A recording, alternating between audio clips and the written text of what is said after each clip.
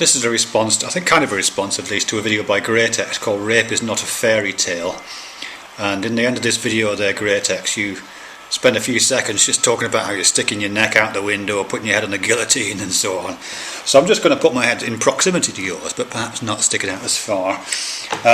You say at the end there that nobody is to blame for anything they do. Yeah, I guess, but I think I'm more interested in the converse of that, which is nobody is to blame for anything that is done to them. That's I find a more interesting thing to think about, and I'm thinking it particularly in relation to this rape thing, because it's funny actually. I came to your video having just watched one of Nick Modern Mystics videos, which is a very odd one. He's spliced two other videos together that he's found.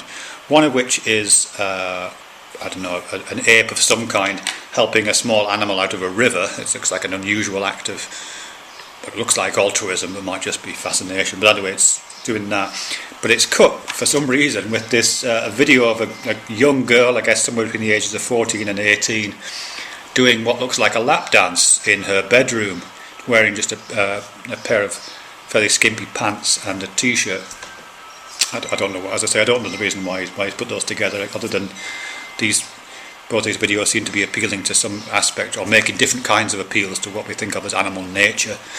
With this second one, this girl doing this provocative dance, well, I don't know, it's interesting, because that form of dancing that she's doing there, it is kind of deliberately sexually provocative. It's all over MTV. It's very small kids grow up learning these dances. It is at least partially about the vocabulary of sexual enticement. There's no doubt about it at all, I don't think. A lot of the postures that you adopt during those dances are postures taken from different sexual intercourse positions. There's a moment that she kind of gets into what would look like doggy style position. There's lots of that kind of stuff. So it looks like partial simulations of sexual positions, and also partial enactments of taking your clothes off. So in this video, she pulls a t-shirt up as if she's about to take it off, and she loops her thumbs in her pants as if she's about to take them down. And again, these are part of a fairly standard vocabulary of provocative sexual dance moves. And so, in a really literal sense, I think she's asking for it.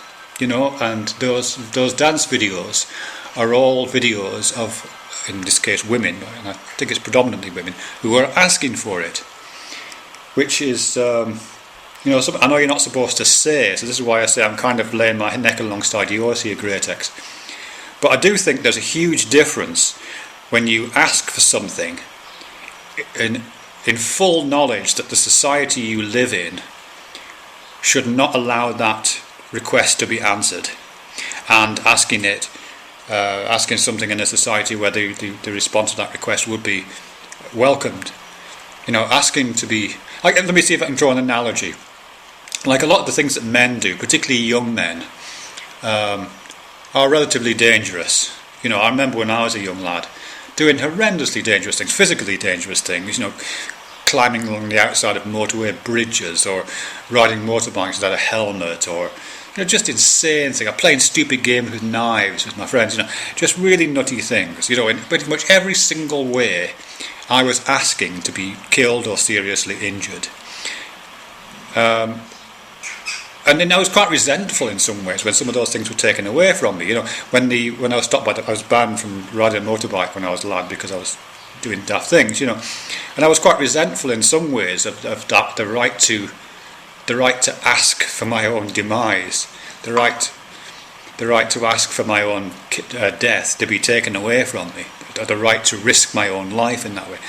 But at the same time, part of the pleasure of doing those things is the knowledge that you are asking for something which should not be delivered. Even walking out of your out of your comfort zone. You do a lot of walk and talk videos, as do I, Greatex. And when we do that, we're constantly walking away from our domestic spaces, away from our little territory, out into public spaces. Things which, if they were done probably even hundreds of years ago, but certainly thousands of years ago, if we just thought it was okay just to kind of wander around in the woods, we would be asking for it. It's the things that men do, and the things that it is interesting that most walk and talk video makers are men. The things that we do are, in a sense, a kind of asking for it. We're just asking to be stabbed. We're just asking for some rival gang to beat us up. We're asking to be humiliated. But it would be wrong if those requests were ever answered. Male bravado is a constant series of questions, a constant series of requests to be assaulted, with knowledge that we live in a society where that request should never be answered. And similarly, I think, with the provocative dancing by that young woman on the video that Mystic put up, but provocative behaviour generally, I guess that's the point, the slut walk. I'm really conflicted about the slut walk, but in a sense that's kind of about that, in a way, that we should, that it should be, I can't really get to my thought here, but in a sense it is about, we should be able to ask for things, safe in the knowledge that request will never be answered, even though people like, true forced loneliness, whatever they would call it, would say that was disgusting, or certain religious or moralists would say that was disgusting. It should be okay as long as we do know that request is shouldn't be answered. You know what I mean? And I don't think we've ever really resolved that. We haven't really resolved it in terms of male violence. How it's our being risk taking and being kind of aggressive, not physically aggressive, but inviting aggression in the street is okay for men, or how or its kind of sexual equivalent predominant amongst women.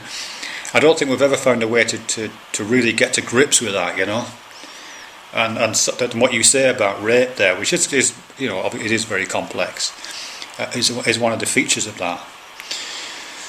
So so nobody's to blame for anything they do. I don't know if that's true or not, but I think nobody is to blame for anything that's done to them.